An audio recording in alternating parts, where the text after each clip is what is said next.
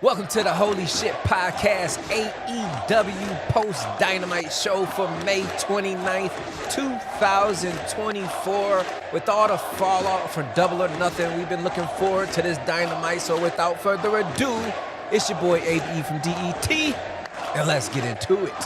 First up, we got Mercedes Moné. She comes out to celebrate her little victory, but it's interrupted by Sky Blue as she admits to jumping Mercedes a few weeks ago, setting up their match later on in the evening. Now, we didn't talk about it, but Mercedes Moné versus Willow, it was an incredible match for Double or Nothing. I had my doubts going into it. I was like, Willow need to be champion, but the spin they had after with Stokely and Statlander, it was just brilliant. It sends Willow off to do a segment with them, and now Moné can go on and do something bigger and better, but the match was incredible. Basically, I'm saying Moné is working and heading into this match with Sky Blue, who has been developing perfectly. It's a great follow-up match to Double or Nothing. So shout out to them for putting Mercedes Moné first off. Soon as it started, let her be the front and foremost wrestler out there for everybody to see. Kudos AEW. But next up, we got Swerve defeating Killswitch. I guess you could say putting a cap on his feud with Christian Cage and the whole what's they called, the family or whatever they call it. The Parliament is something with a P. I can't put my finger on it right now, but whatever. Christian's group. This is putting a nail in the coffin. Swerve gets the victory over Killswitch, ending that feud. Now he can go on to bigger and better things later on down the road, which we will find out later on in the evening at Forbidden Door. But next up, this segment here, boy, oh boy.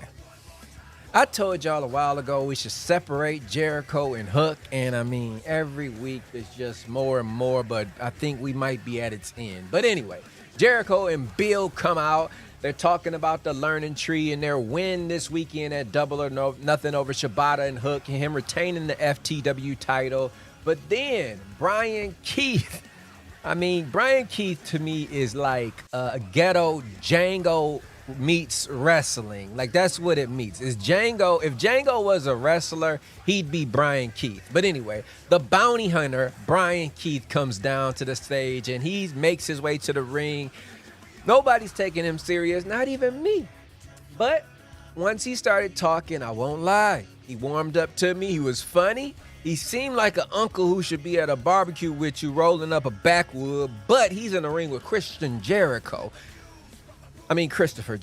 But yeah, this is happening. Tony Khan is making an attempt. This is storytelling, people. Let's just go along with it. Brian Keith, I'm giving you a shot.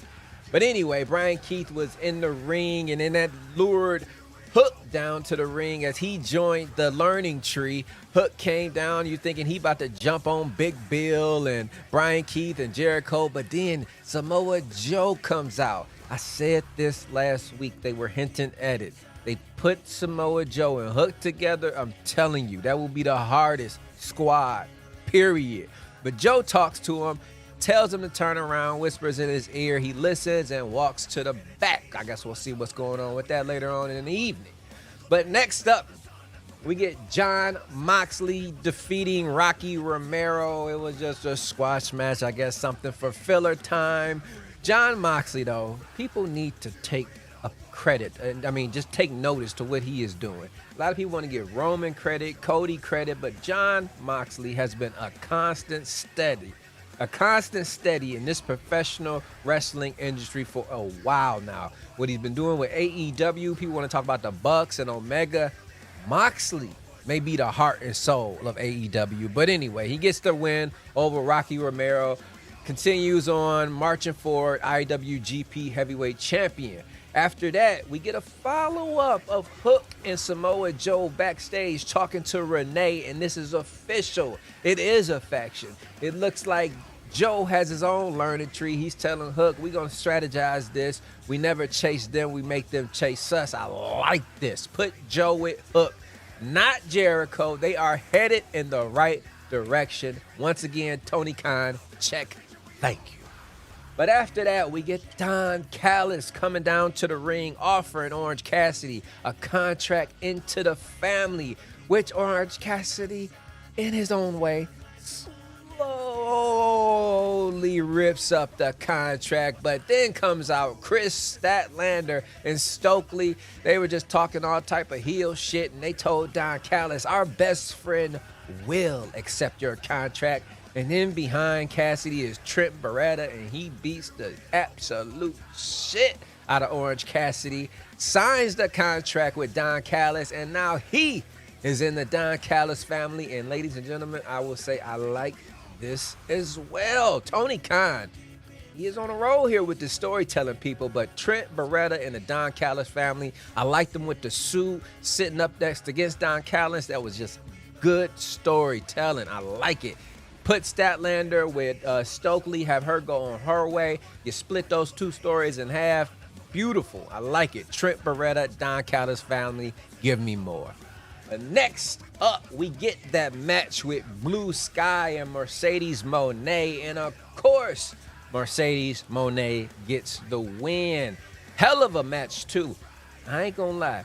Usually AEW matches, women matches lately, I've been taking a break, going to get a snacky snack. But today, I watched this match, and I gotta say, Mercedes Moné, what they are investing in is not just storytelling, people. So the people complaining about her mic skills and all this other shit is professional wrestling at AEW. That's what they here to do. And what she did today with Sky Blue, I ain't never seen a Sky Blue match that good.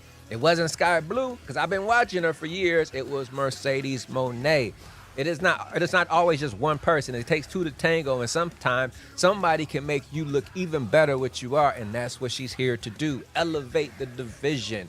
But she gets the win over Sky Blue, and afterwards, the forbidden door was cracked open, and I might pronounce her name wrong, my bad. But the New Japan Strong Champion, Stephanie Vancure,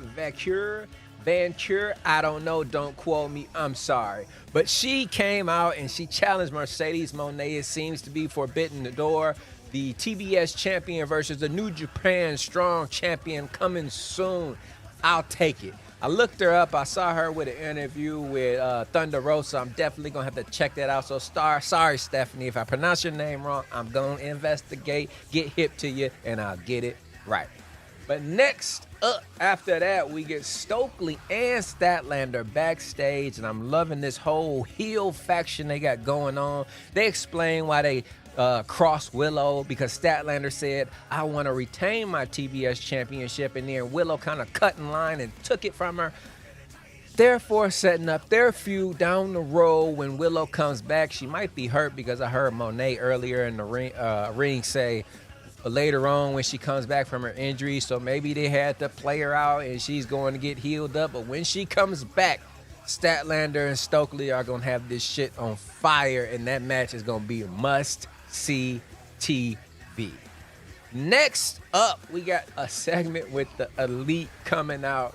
I'm telling you, I can't say it enough how much I love the Elite running AEW. I mean, it's just brilliant. But they came out, they're celebrating their win at Anarchy at Double or Nothing, and they're praising themselves. He gives Okada a Lamborghini. Okada, his acting, his mic skills is blowing me away almost as much as Will Ospreay, but Okada is just gold. Jack Perry right now is gold. The Elite, I mean, they cannot do no wrong. But they addressed Adam Copeland coming out, and the funniest shit, Nicholas was like, I feel bad for Adam Copeland breaking his ankle when he was headed to the ring. I told him to break a leg, and I think he took it literal. I mean, they hitting home runs on every angle, the Elite here. But anyway, they say the championship, the TNT, because he's injured, has to be stripped, and they are giving it to Jack Perry. But before they can do that, Christopher Daniels comes down to the ring and says he is the new interim EVP, Tony Khan's right-hand man. Basically, anything he says is per Tony Khan. It kind of gave me hints of per the tribal chief. It kind of gave me hints of that. But anyway, he said per Tony Khan, and he made it clear that there will be a series of matches leading up to Forbidden Door where the TNT title will be up for grabs, and there Jack Perry can have a chance to win. And of course, there's going to be all type of people involved. We will see how that plays out, but I like at the end Jack Perry winning the title, having all four of them with belts in the Elite. It just looks good, even though everybody has a belt in AEW. I swear, ever since Kevin Nash said that, I cannot get that out of my head. But anyway, last but not least, I'm going to just break this down here kind of simple as possible because I took notes of the show. I'm a professional podcaster, people, but there was so many people in this matches. I didn't know the name. I didn't want to mess up the pronunciation, and I had to get on here live and just get this to you. So let me just break it down to you. This was a casino gauntlet match. The winner gets a championship match, world championship match against Swerve at Forbidden Door. This match had a little bit of everybody, some New Japan people, some people from CLSW, that Mexican Federation. Hercamako came out. Cesaro was in it. The people we do know. Switchblade Jay White was in it. Will Ospreay was in it. Cassidy was in it. Who else was in there? I think I said Claudio. Yeah, all those people was in it. And basically at the end of the match, it was a little bit of everything, but Will Ospreay gets the win. They are fast tracking this, people. I didn't think we were going to get this to Wembley Stadium, but at Forbidden Door, we are getting Swerve, Will Ospreay for the World Heavyweight Championship. Now, here's what I'm thinking. I'm thinking long-term booking here. Swerve's gonna win this at Forbidden Door, but this is gonna start a mean, long feud. He's gonna beat him at Forbidden Door maybe one more time, and at Wembley Stadium with all of those people will be the rubber match, and Ospreay will win the title. I'm telling you, I see it coming. Beautiful storytelling here, Tony Khan, laid right out in front of you. Just Swerve win at Forbidden Door. Don't rush this. Give Ospreay the title at Wembley Stadium. There is no other option. It has to be there. Swerve wins at Forbidden Door. Let's do some long-term story building. I'm all for it. I didn't want it this soon. I was kind of hoping Cassidy. It was a point in the match he hit a Superman punch. I was like, all right, give me Orange Cassidy versus Swerve. But Will Ospreay, Swerve, fast track, Forbidden Door. We are getting it. And take my money, Tony Khan. I'm all for it. It's going to be a hell of a match. But that was Dynamite on a scale of 1 to 10. Yo, this show is pretty damn good. I got to give it a solid 9.3. Well done, Tony Khan. I see you doing the storytelling. I'm going to give it time. I'm going to let it marinate. I got faith in you. But till next time, you've been watching the Holy Shit Podcast, AEW Dynamite Post Show. It's your boy, ABE. We'll see y'all next time. Friday Night SmackDown Live with the whole crew. Peace.